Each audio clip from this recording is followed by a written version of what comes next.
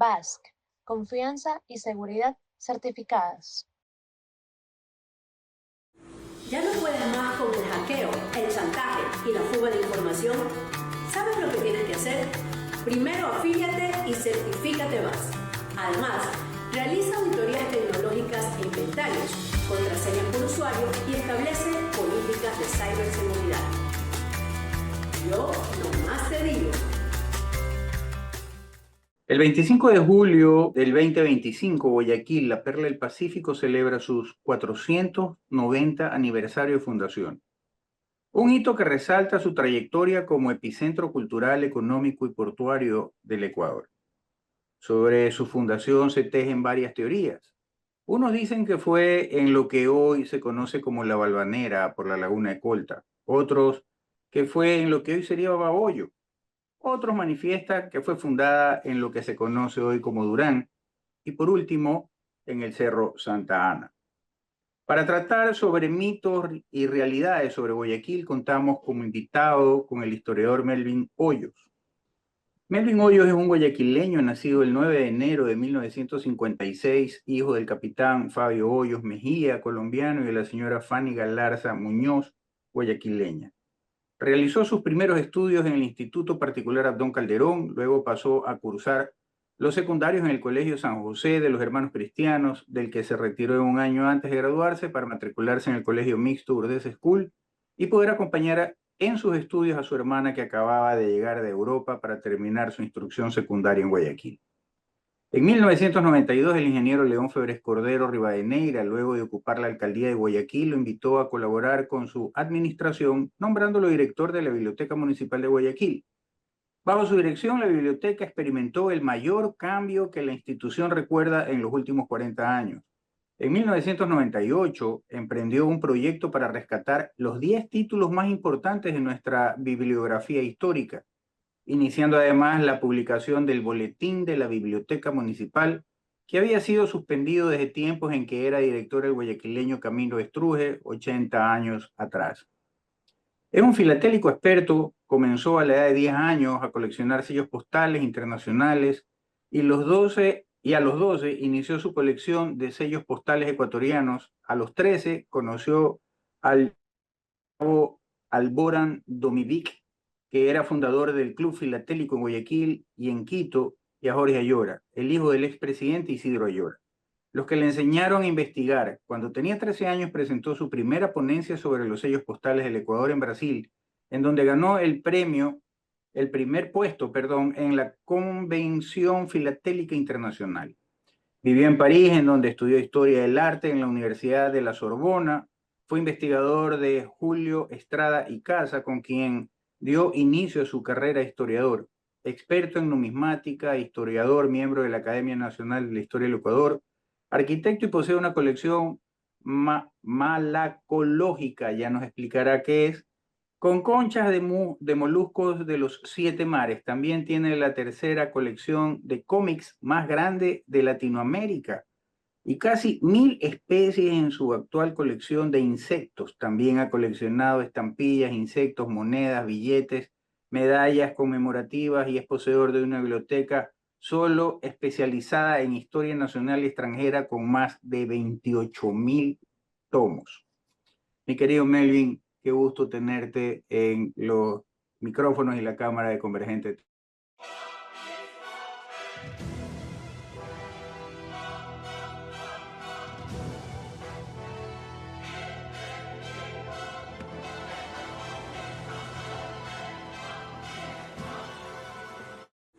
¿Ya no puedes más con el hackeo, el chantaje y la fuga de información? ¿Sabes lo que tienes que hacer? Primero afíliate y certifícate BASC. Además, realiza auditorías tecnológicas e inventarios, contraseñas por usuario y establece políticas de ciberseguridad. Yo nomás te digo. Muchas gracias, gracias por la invitación. La verdad es que impresionante tu currículum y eso que es extractado, si no nos quedamos toda la hora hablando del mismo. Melvin, Guayaquil, ¿cuántas fundaciones en realidad tuvo y dónde fueron? Bueno, realmente, de acuerdo a la jurisprudencia española, las ciudades que ellos fundaron solamente podían experimentar una fundación. Todo lo que venía después eran reasentamientos. La política fundacional de los españoles era fundar las ciudades en donde primero se la requeriría, pero después tenían que buscar el mejor lugar para que éstas funcionen. Por eso es que muchas ciudades fundadas por los españoles fueron reasentadas posteriormente. Quito, por ejemplo, no nació como ciudad, sino como una pequeña villa y fue fundada por Diego de Almagro el 28 de agosto de 1534 en la región que se llamaba Quito, porque el nombre Quito no es sino el nombre de una región, es un nombre nativo, y después fue reasentada por Benalcázar más al norte el 6 de diciembre. Entonces es un reasentamiento, el del 6 de diciembre no es la fundación, es el primero y único reasentamiento de la ciudad capital. Ahora, Puerto Viejo, por ejemplo.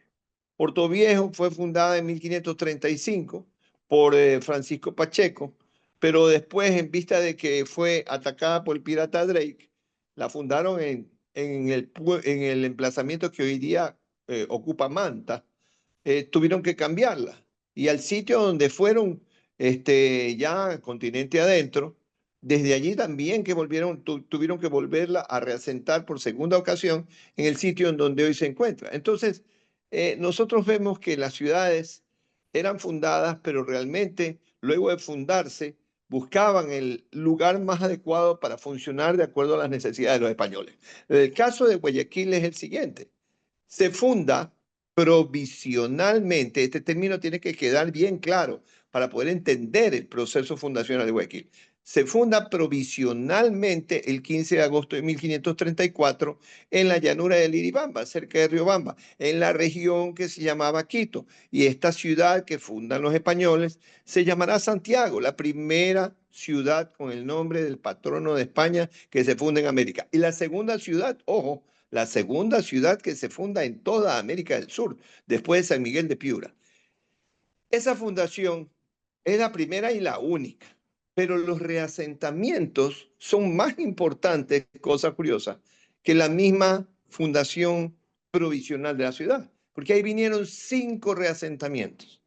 El primer reasentamiento fue gracias a Sebastián de Benalcázar y ya en 1535 en una región cuyo nombre nativo era Guayaquil. Y por esa razón es que nosotros contabilizamos los años de nacidos como ciudad desde 1535, porque Santiago de Guayaquil se llama así desde 1535.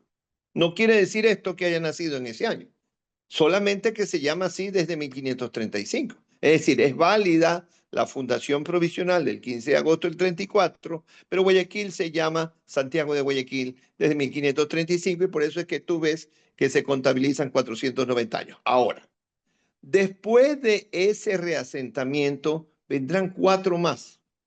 El segundo lo realiza Hernando de Saera en 1536 en vista de que queman la población los nativos en 1535. El tercero lo realiza Francisco de Orellana en una zona cercana a Daule y será entonces Santiago de Daule, pero es la misma ciudad, reasentándose en ese punto. El tercero lo va a hacer, el tercer asentamiento, el mismo Orellana, lo va a hacer cerca de Durán, en un punto que se llamará, le dará el nombre de Santiago de la Culata. ¿Por qué Santiago de la Culata? Se llamará Santiago de la Culata porque va a estar cerca del punto geográfico en donde los dos ríos, Daule y Babahoyo, dan origen al Guayas. Y ese fenómeno geográfico, esa puntilla, en el argot marinero se llamaba Culata. Y por eso es que se llamó Santiago de la Culata. 2 años después, el mismo Orellana le cambiará de nombre a Santiago de la Nueva Castilla. El cuarto reasentamiento será ya dado por Diego de Urbina. Diego de Urbina va a ser quien traslade la ciudad al Cerro Verde que conoceremos después de 1547 como Cerro Santana. Y de ahí se movilizará para evitar una reyerta entre españoles, la movilizará el mismo Diego de Urbina al lugar en donde Benalcázar la había puesto en el 35, para evitar una pelea entre Pedro de Puelles, otro conquistador que era almagrista, él la traslada. Pero la trae en 1547 nuevamente al Cerro Verde, Francisco de Olmos, y el 25 de julio de 1547 dará por terminado todo este transitar que es el proceso fundacional, de la más complejo de cuantos procesos fundacionales existen en América. Fue el más difícil de realizar por los españoles. Alguien me preguntó, ¿pero por qué? Porque era la primera ciudad que se estaba fundando con el nombre del patrono de España y tenía que quedar exactamente en el sitio en donde les facilitara a los españoles el proceso de conquista. Y qué mejor cosa que tenerla en la costa, cerca del mar y cerca de una red de ríos grandes que fueran navegables. Por esa razón es que es tan complejo el proceso fundacional de la ciudad de Santiago. Entonces, una fundación provisional sin mayor trascendencia, porque la pusieron allí provisionalmente para evitar las ansias expansionistas de Pedro Alvarado. Y después 5 reasentamientos realizados por Saera, realizados por Orellana, por Diego de Urbina y por Francisco de Olmos. Melvin, el nombre de Santiago ya queda claro por el patrono de España, Santiago Apóstol. También queda claro, por tanto, el porqué a la mitad del Cerro Santana, subiendo las escalinatas, diríamos que ahí vemos la cruz de Santiago Apóstol, esa que parece una espada clavada en la tierra. Sí, esa cruz la hicimos poner nosotros. Exactamente, y aquello de la bandera celeste blanco. Coincidentalmente, la bandera gallega es una bandera blanca cruzada, atravesada por una franja celeste. ¿Tiene algo que ver esto, el tema gallego, el coincidental con Santiago Apóstol también, que se encuentra en Galicia, en Santiago de Compostela? ¿Tiene que ver algo esto o es mera coincidencia el tema de la bandera?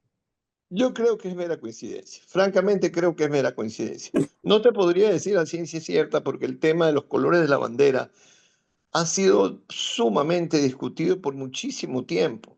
Se ha dicho que es influenciado por los colores de la bandera argentina, porque los recordaban esos colores cuando vino Brown. Se ha dicho de que los llevó Villamil en la goleta Alcance para dar la noticia de nuestra libertad a San Martín, para evitar que San Martín o que el Lord Cochrane le disparara desde su nave.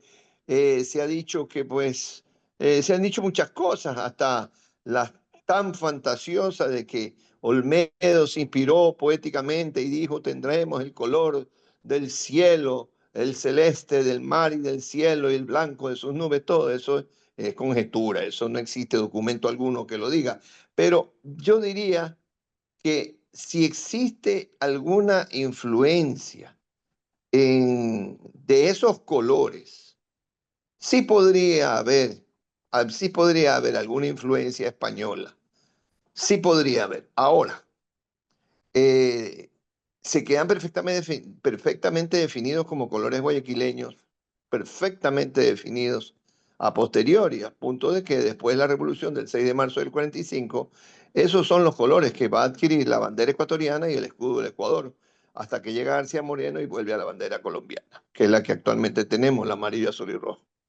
Claro, y que además, hecho curioso, es la que sube el Pichincha para el tema de la libertad, la celeste blanco celeste. La celeste blanco celeste es la que sube arriba porque al Pichincha, porque es la que lleva el teniente que llevaba adelante el batallón Yaguachi, ¿no? Entonces, el teniente, el subteniente era Don Calderón. Mal dicen que era Don Calderón el que la llevaba, porque de acuerdo a su nueva graduación, él no era un abanderado ni era un trompeta, ya era una graduación para no llevar la bandera, pero sí andaba al lado del abanderado y por eso la cogió al momento que matan al abanderado y él, para evitar que caiga al piso, la coge y le disparan a él también. Pero sí, es la bandera que se clava en el Pichincha al momento en que matan al abanderado en la batalla. Basque, confianza y seguridad certificadas. ¿Ya no puedes más con el hackeo, el chantaje y la fuga de información? ¿Sabes lo que tienes que hacer? Primero afíliate y certifícate más. Además, realiza auditorías tecnológicas e inventarios, contraseñas por usuario y establece políticas de ciberseguridad. Yo nomás te digo. Muchos vemos por la ría Guayas navegar este famoso barco Morgan, haciendo alusión al pirata Morgan. Tengo entendido que Morgan nunca navegó por las aguas del Guayas, de la ría Guayas, pero que sin embargo Guayaquil sí fue asediada por algunos piratas y por ahí hay alguna historia media romántica en una de estas situaciones de los piratas y tal. ¿Qué piratas realmente estuvieron asediando a Guayaquil? Y podrías contarnos aquella pequeña historia romántica que se daba inclusive en el tema, si mal no recuerdo, Puná, una chica de esos lares y tal, y un pirata. Bueno, la historia de los piratas es una historia muy especial. Hubo realmente, hubo 4 ingresos a Guayaquil. 3 ingresos a Guayaquil. Un intento y otro que fracasó. Es decir, 5 veces se acercaron los piratas. El primero fue Thomas Cavendish en 1587.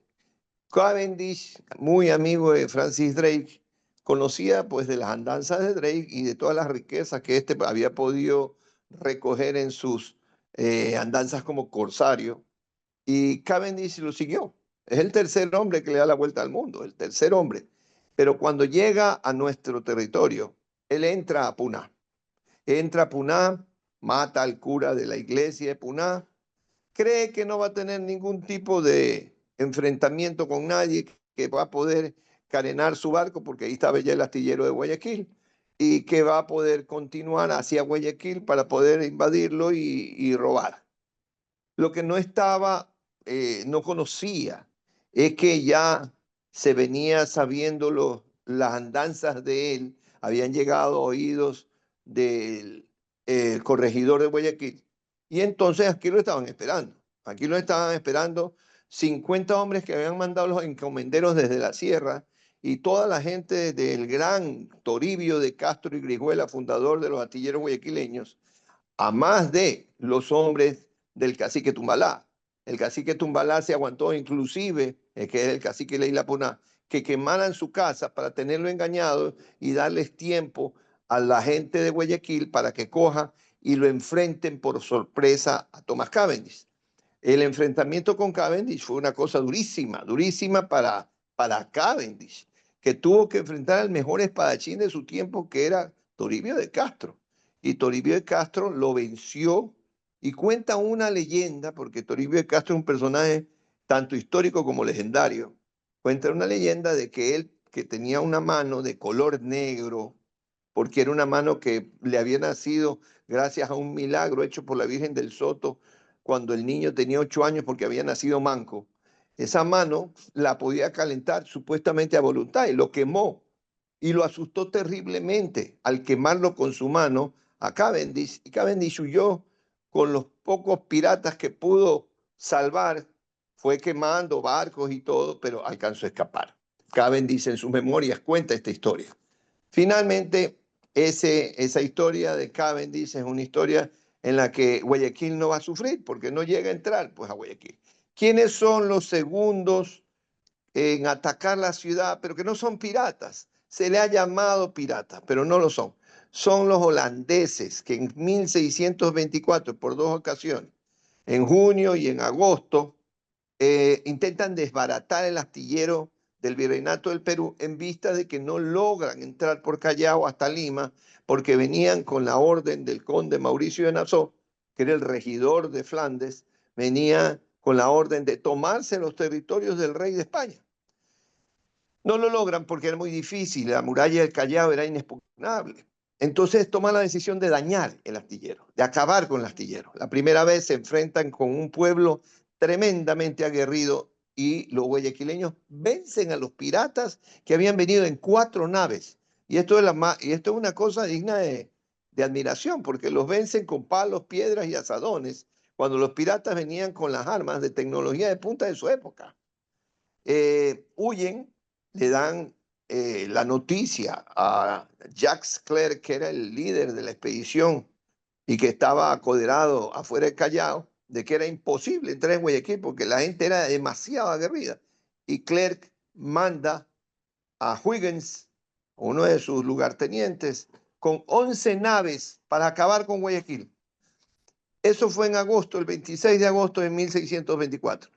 Esa, prácticamente una batalla entre guayaquileños y holandeses, en donde llegaron más de 600 holandeses, fue una cosa terrible que duró 4 días con sus noches. Sin embargo, los holandeses fueron vencidos nuevamente por los guayaquileños, pero fue una victoria pírrica porque Guayaquil quedó completamente destruida y quemada por estos hombres.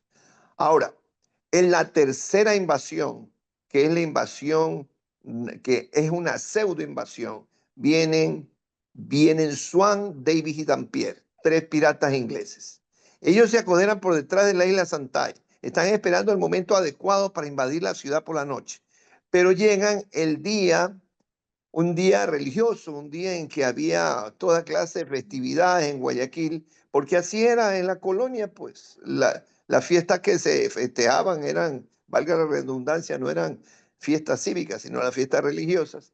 Entonces llegan el día de Corpus Christi y están tirando fuegos artificiales, que los fuegos que se llamaban fuegos de China en ese entonces, están haciendo toda clase de fiestas y Dampier cree que los han descubierto.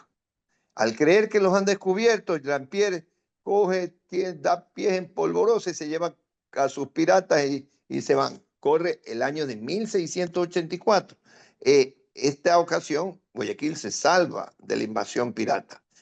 3 años después, no correrá la misma suerte. En 1687 va a haber la segunda incursión efectiva, ahora sí efectiva, de piratas a Guayaquil. Ahora serán la invasión liderada por Grognet, Picard, Ravenel de Luzán y Huit. Son 4 piratas que están al mando de Peter de Graaf, un terrible pirata francés. Esta invasión, la invasión francesa, es la dura, la más dura, creo yo, tan dura y tan difícil que es la que dio origen a que los guayaquileños tomen la decisión de irse a vivir a una zona más al sur de la ciudad y forman de esa manera Ciudad Nueva. ¿Qué es lo que pasó en esta invasión? En esta invasión, a más de robarle más de 1.000.000 de pesos oro a los guayaquileños y de llevárseles cualquier cantidad de comida en quintales, cogen y raptan a 200 chicas, prácticamente todas las mujeres, todas las muchachas de Guayaquil son raptadas para pedir rescate. Pero a medida que iban llegando los rescates, iban siendo entregadas a las chicas, pero en estado de gravidez. Los piratas abusaron de ellas y las entregaban embarazadas. Hay una historia escrita por uno de esos piratas que se llama Ravenel de Luzán, en donde este miente por cada diente porque dice que ellas más bien enamoradas de ellos porque eran bonitos y ojos claros, ellas mismas se les entregaron. Eso es más falso que moneda de 3 sucres, ¿no? Eso es falsísimo. Entonces, ni más la palabra un pirata, ¿cómo vas a creer en ella? En todo caso, sí hubo un caso muy extraño, muy curioso, y es que cuando esa expedición se forma en España, perdón, en Inglaterra, cuando esa expedición se forma en Inglaterra y la forma Huit, que es el único pirata inglés dentro de este grupo de franceses, ese barco pirata inglés que se une a los barcos franceses había enlistado a un muchacho que era irlandés y que no tenía nada de pirata, él se confundió de barco, como quien dice. Este chico, ya viendo que estaba metido entre barcos de piratas, ¿qué podía hacer? No dijo nada, sencillamente siguió adelante con los piratas. Este muchacho va a ver una chica de apellido Meneses entre el grupo de muchachas secuestradas por los piratas y va a velar por ella. Va a velar por ella, va a ayudar que nadie la toque y no solo eso, va a pagar el rescate para mandarla con su familia. La muchacha, al ver la nobleza de este muchacho, ella se enamora de él y cuando él paga el rescate, ella le dice, yo no vuelvo con mi familia, yo me quedo contigo. Y efectivamente se quedó con él, él viaja de regreso a Europa con ella, los piratas la respetan al ver incluso la nobleza de la forma de actuar de él, y llegado a Irlanda, él se casa con ella.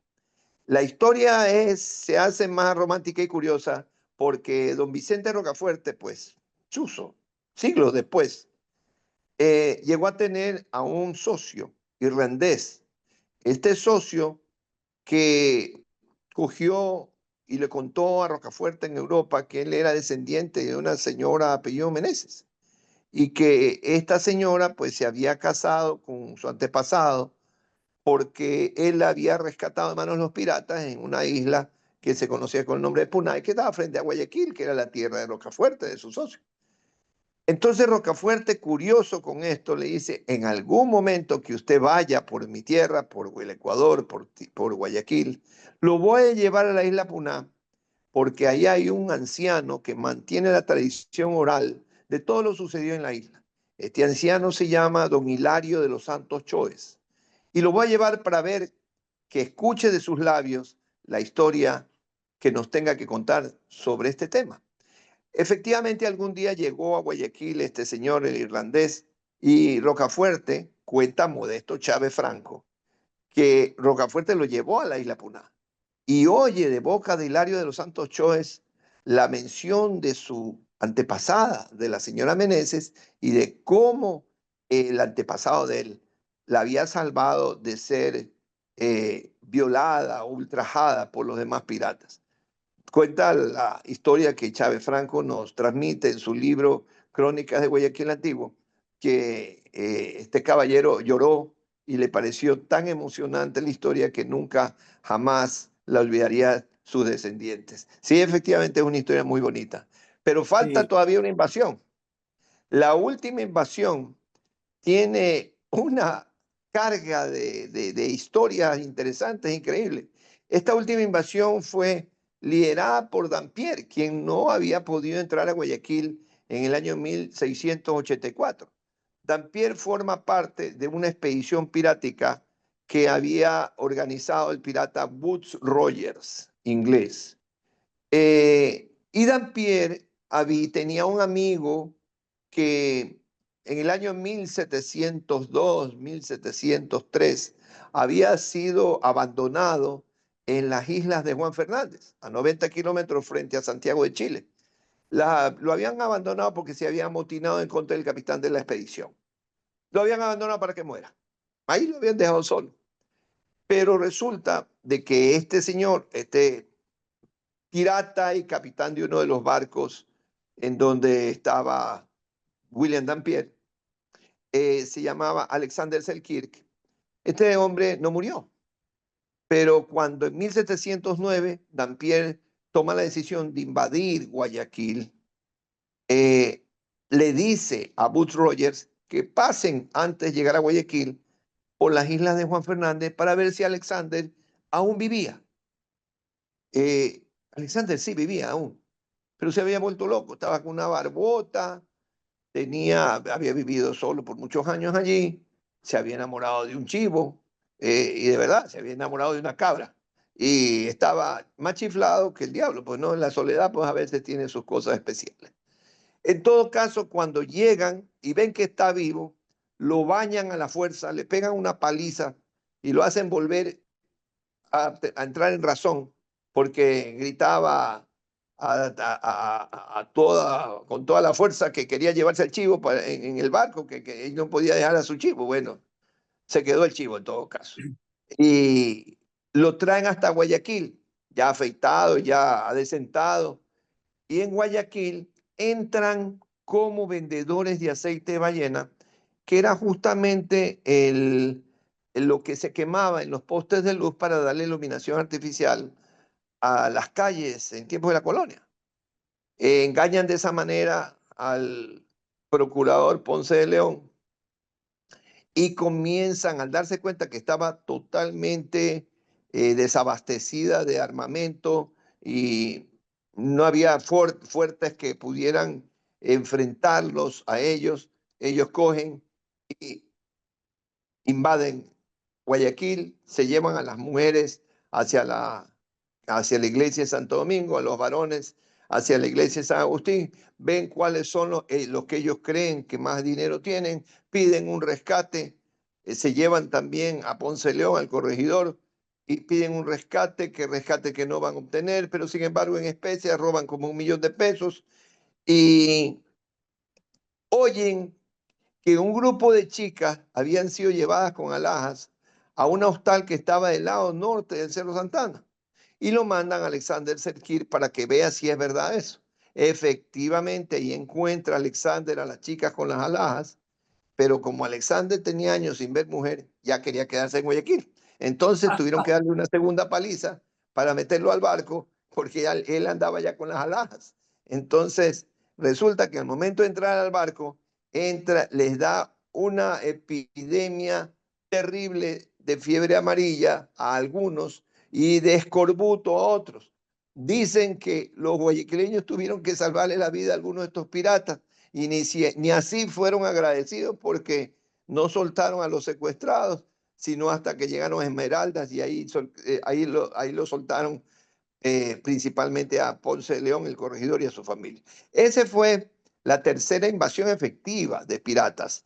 Esta fue liderada por Dampier liderada por Booth Rogers y en la que vino Dampier. Hago tanto énfasis en William Dampier porque este hombre era un pirata muy especial, era un hombre muy ilustrado, por eso se conoce en las enciclopedias y en los libros especializados de piratería como el pirata ilustrado. Era un pirata que había estudiado en la Universidad de Oxford, era un experto naturalista y de todo, absolutamente de todo, tomaba apuntes.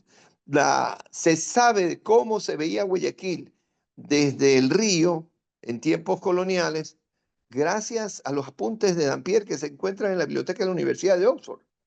Se sabe que el Fortín de la Planchada es solamente los restos de una muralla que le daba la vuelta a Guayaquil y que daba la vuelta al nivel de la calle Loja, que en ese entonces era un estero, que era el famoso estero de Villamar.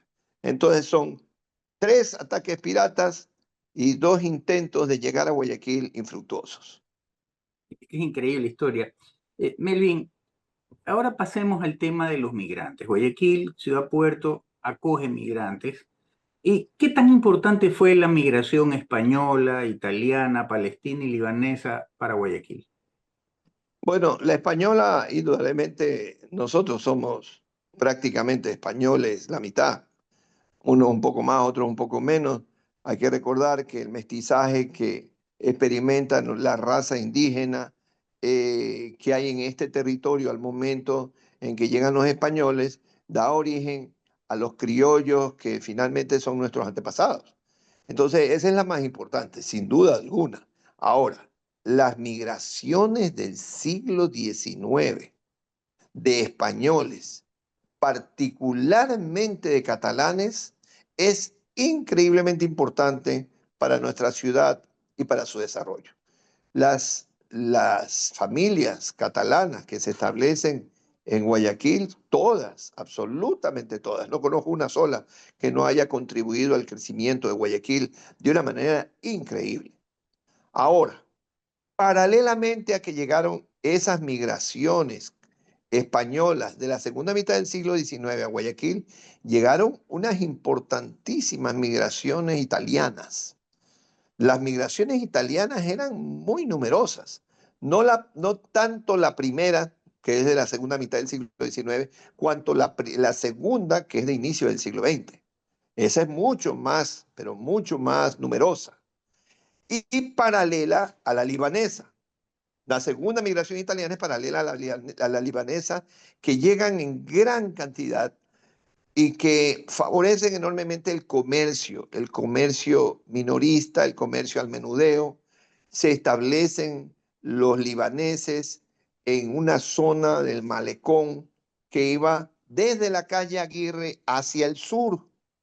Ellos son los responsables de que en el malecón y tanto en la calle Aguirre como en la calle 10 de agosto, como en la calle Sucre, como en la calle Colón, se establezcan una suerte de charoles y de cajoneras afuera de los almacenes. Y ellos establecen un comercio informal que da origen a algo que le llamaron en Guayaquil caramancheles. Los caramancheleros son los orígenes de la bahía. y son los libaneses los responsables del nacimiento de los caramancheles. Después van a crecer sustancialmente con sus negocios y se tomarán prácticamente una gran área de ese sector, poniendo negocios ya formales y haciendo que crezca sustancialmente el comercio de la ciudad. Pero paralelamente va a venir, y para la misma época, una migración china. Esa migración china tiene sus bemoles, porque en la primera migración china vienen buenas personas, comerciantes, hombres trabajadores, mujeres súper trabajadoras, pero también vino mafia. Y esa mafia china que llegó fue responsable de poner en el sector donde hoy quedan las bahías algunos fumaderos de opio que crearon una adicción entre los jóvenes guayaquileños que se viciaron y dieron origen eh, a la famosa generación decapitada, poetas, literatos que se hicieron heroinómanos y que se hicieron morfinómanos y que eran fumadores de opio. Todo eso nació en los fumaderos de opio. Entonces, por esa razón, tanto el periódico El Guante como el periódico El Fuete, para el año 1915 al año 1920, tenían grandes denuncias en donde solicitaban la expulsión de muchísimos ciudadanos chinos. Pero como había también una gran cantidad de comercio chino formal y de gente sumamente respetable, esto fue superándose poco a poco hasta olvidarse. Entonces, estas migraciones, que fueron las más numerosas, digo yo, la migración italiana, la libanesa, la china, y por qué no decirlo también, la catalana de fines del siglo XIX, inicio del siglo XX, son responsables del crecimiento del comercio en Guayaquil de una manera importantísima. Melvin, Guayaquil es reconocida como ser la cuna de la beneficencia y no muchos ecuatorianos entienden el tema de la beneficencia, no le encuentran sentido. ¿Qué hizo de Guayaquil la cuna de la beneficencia y cuántos de estos migrantes tuvieron que ver en aquello? Mira, yo pienso que ese tema no tiene que ver con los migrantes. Ese tema tiene que ver con la cantidad de dolor que experimentó esta sociedad y que para poder salir de esos baches gigantescos de dolor y de tragedia, tuvieron que darse las manos todos los integrantes de todas las clases sociales. La solidaridad que los guayaquileños, que nacen los guayaquileños después de cada incendio, es impresionante. Ahí se acaba toda condición social. Todos se unen para pagar un incendio, así tenga el tamaño que tenga la casa que se está quemando. Todos se unen para evitar de que una enfermedad acabe con toda la ciudad, como el caso de la viruela, la fiebre amarilla o el paludismo. Todos se unen, todos. Es el sentimiento de solidaridad del guayaquileño nace en el crisol de las desdichas. Entonces, queda casi pegado genéticamente al espíritu de estos habitantes de nuestra ciudad antiguamente. Nosotros hemos heredado de ellos un instinto de solidaridad especialísimo, especialísimo.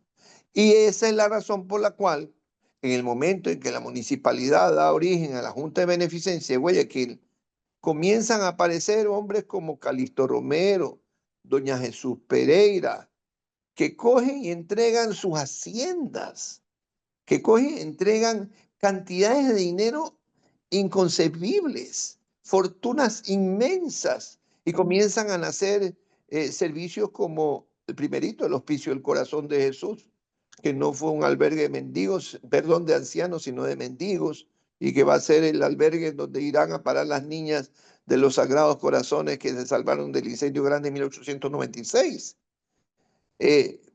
Hombres tan valiosos y tan generosos como José Vélez, que va a regalar todo lo necesario para hacer el primer manicomio que Guayaquil tiene. El manicomio Vélez va a ser el origen del manicomio que vendrá después del Lorenzo Ponce, que también don Lorenzo es un gran filántropo que alimenta los recursos de la Junta de Beneficencia para que puedan ser destinados al actual Hospital de Neurociencias, que no es otra cosa que el manicomio. Son solo nombres, unos poquísimos nombres, doña Jesús Pereira, que entregó una fortuna increíble para que hagan hospicios y para que hagan asilos para niñas huérfanas. Todo esto de aquí es de gente que hereda ese instinto de solidaridad que nace, como vuelvo a repetir, en el crisol de las desdichas que los guayaquileños sufrieron con ataques piratas, con incendios, con pestes durísimas que acabaron con una enorme cantidad de población. Melvin, hemos dado un recorrido por todo la historia de Guayaquil. Estamos en el primer cuarto de siglo, en el siglo XXI. ¿Hacia dónde debe de enrumbarse, crees tú, Guayaquil, en lo que resta del siglo? Mira, Guayaquil tiene una potencialidad inmensa, inmensa, pero uno de los potenciales no explotados más grandes que tiene esta ciudad es el turismo. Yo creo que como ciudad comercial ya hemos demostrado que podemos hacer cosas increíbles, ¿no? Pero tenemos cosas que mostrar, tenemos cosas que contar, tenemos cosas maravillosas que no las hemos explotado, ni hemos, ni nos hemos acercado tan siquiera a ver la potencialidad que ellas tienen. Y estas están justamente en el campo del turismo. Yo creo que esta debe ser uno de las metas, uno de los derroteros que las autoridades deben tener en mente a futuro, creando los atractivos turísticos sustentados en la historia que Guayaquil tiene, tanto de piratas como de infinita cantidad de cosas interesantes que la ciudad tiene dentro de su historia y que se quemaron, pero que pueden ser recreadas para poder ser enseñadas. La parte turística creo que es una de las potenciales que la ciudad tiene y que no se ha explotado en la medida que pudiera explotarse para que Guayaquil muestre una nueva cara. Melvin, a tu criterio, ¿por qué en Guayaquil no se da el impulso o no se ha dado suficientemente el impulso al tema cultural, como se hace, por ejemplo, en Quito o en otros lugares de la sierra? Mira, en la época en que era alcalde el ingeniero Febres Cordero y en la época que fue alcalde el abogado Jaime Nebot Saadi, el tema cultural llegó a ser tan impulsado que nosotros teníamos más cultura que Quito y más cultura que Cuenca. Nosotros teníamos el programa editorial más grande de la nación. Nosotros teníamos el festival de artes más grande de América del Sur, el FAL, ¿ya? Tan grande y tan importante era que convocábamos a más de 2.800 artistas de todas las disciplinas artísticas y que trataron de copiarlo tanto en Montevideo como en el Perú y en Santiago de Chile. Y no pudieron, ¿por qué? Porque de acuerdo a sus cifras, un festival de esas características no dejaba de costar 6 millones de dólares. Y nosotros le mostramos que conseguíamos los recursos con 36 sponsors, porque el municipio solamente nos daba 180.000 dólares. Y que toda la cuestión de trabajar duramente y de contagiar de misticismo a todo aquel que estuviera involucrado en estas cosas. Además, Guayaquil para ese entonces llegó a tener una cantidad enorme de actividades artísticas y culturales en todos los centros artísticos y culturales de la ciudad. Casa de la Cultura, las mismas alianzas, Alianza Francesa, Centro Ecuatoriano Alemán, Centro Ecuatoriano Norteamericano, las universidades, en cada una de ellas se hacía actividad artística y cultural de manera intensa. Contagiamos a una gran cantidad de gente y a una gran cantidad de instituciones. En la época de estos dos alcaldes, el mismo Banco Central tenía 5 o 6 veces más actividad cultural que ahora. Pero desgraciadamente en la época de la alcaldesa Cintia Viteri, todos estos programas, por alguna razón que hasta la fecha desconozco, fueron anulados, fueron eliminados. Y no fue solo el COVID, porque después del COVID se pudieron haber reactivado y no fueron reactivados. En la actualidad, el alcalde Aquiles Álvarez, he visto que algo hace. Algunas cosas se están haciendo, pero no son ni la sombra de lo que fue en tiempo de Febres Cordero y de Nebot. Ojalá que con el paso del tiempo, pues vaya incrementándose, porque es hora ya que Guayaquil retome esa primacía que llegó a tener en el campo de la cultura, porque la tuvo, y de eso dan fe todos los periódicos desde el año 2000 hasta el año 2016, 2017, en donde una enorme cantidad de páginas de los diarios estaban cubiertas por noticias de actividades culturales que se hacían en la ciudad. Melvin, la verdad es que es reconfortante poder recorrer por la historia, en tener este ímpetu del guayaquileño. Y antes de concluir, ¿de dónde sale aquello de guayaquileño madera de guerrero? Sale justamente de un ataque pirata. El ataque holandés en 1624, cuando los guayaquileños, tanto en la invasión de los 4 galeones que llegaron en junio, como en la invasión de los 11 galeones que llegaron con holandeses en el mes de agosto, los guayaquileños acabaron con los holandeses. Eso provocó de que una autoridad a inicios del siglo XX pusiera en una placa de bronce en el Fortín de la Planchada una placa que decía algo así, no lo recuerdo con precisión, pero decía: en este lugar los guayaquileños demostraron la madera de la que estaban hechos al vencer a los soldados de Holanda en agosto de 1624. Yo creo de que Carlos Rubira Infante, cuando hizo su canción de Guayaquileño Madera de Guerrero, debe haber leído en alguna ocasión o algunas veces la placa que estuvo en el Fortín de la Planchada y que hoy, por desgracia, no está, como tantas otras cosas del patrimonio urbano de Guayaquil que han desaparecido. Yo Qué creo que maravillosa ahí historia. se originó la canción de Carlos Rubira Infante, Guayaquileño Madera de Guerrero. Qué maravillosa historia. Melvin, ¿cuál sería, ya para concluir, no sin antes agradecerte y agradecer también a nuestra audiencia que en 3 continentes nos replican y cuyos grupos, sumando sus miembros, llegamos más o menos un poco más de 2 millones de personas? Pero, ¿cuál sería tu mensaje para el guayaquileño de hoy y los niños que vayan justamente creciendo con este amor a Guayaquil? ¿Cuál sería tu mensaje final? Visiten los lugares históricos de la ciudad. Visiten sus parques y sus monumentos. Lean sus placas. Entiéndanlas. Que los mayores les cuenten cosas relacionadas con esas historias que están allí consignadas en esos monumentos, con la finalidad de ir sabiendo más sobre la tierra que los vio nacer.